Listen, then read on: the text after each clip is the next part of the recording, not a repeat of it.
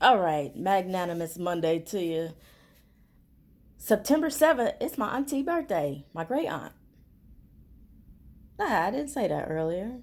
Yeah. She made it to another year, my grandmama's sister.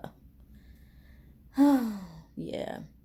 Earlier today, I got a lesson in hitchhiking and how you can be carrying a heavy load on both sides and you feel like there's nobody around. You might be wanting to cry and you might be serious and you're wondering, what am I going to do? Let me just start walking. Then you turn around because you're like, well, maybe this is just the wrong way. I just don't know what it is I'm going to do. I'm carrying these tires and I need some help.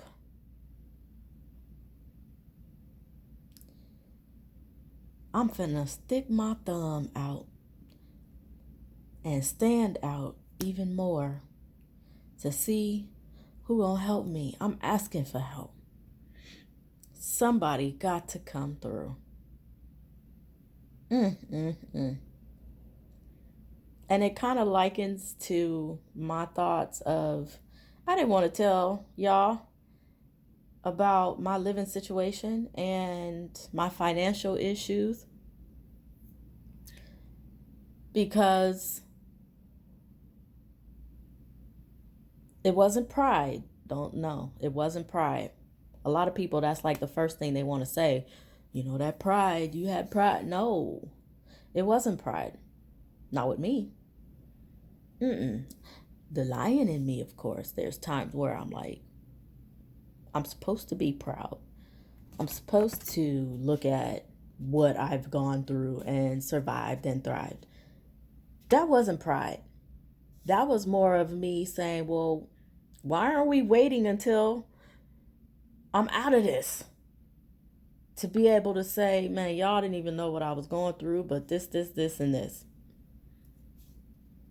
I held off as long as possible because I was like, God, why can't I be one of those to say, in the midst of me doing all of that and everything appearing as if it was wonderful? Nah, I was homeless.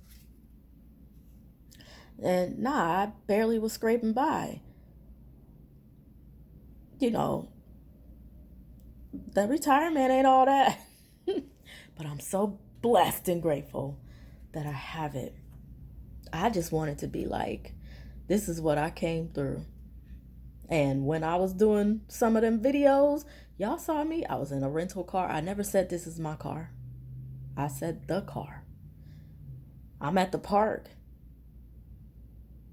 It wasn't like it was hidden. I just never admitted. And some of them, I was in a closet. I didn't want to tell all that. But there's always a ram in the bush, so to speak. God's timing is always perfect. And there are times where, even though we want to be serious, we need to cry. We overcome by our testimonies, and we help others overcome as well. We cannot be silent, and we can't ignore. And you know something else that I learned in talking with my grandma? You know, I never even thought about how peanuts develop. And she's in the process of digging up peanuts. And I was like, peanuts grow underground. And she explained how when you plant the peanuts, the vine grows.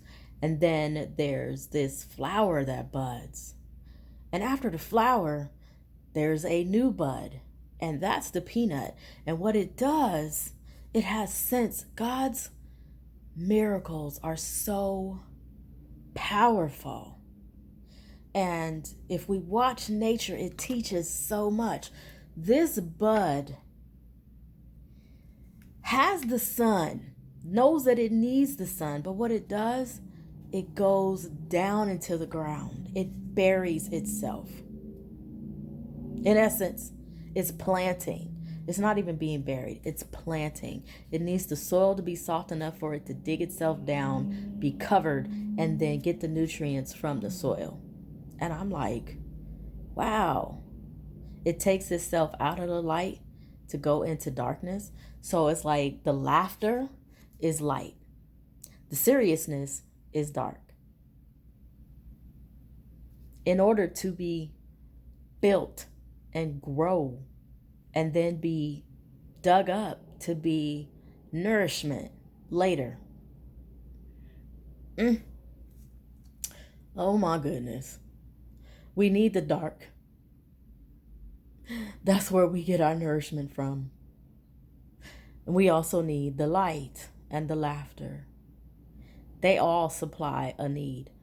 Do not laugh when you should cry.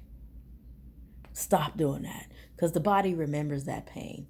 We ignore it and sweep it under the rug, brush it over, but the body, we can make ourselves sick that way. In order to get to the next level, we gotta laugh and cry and be serious. There's a multitude of feelings and emotions that come with life. It's a part of it. It's a part of it. Wow. Be love.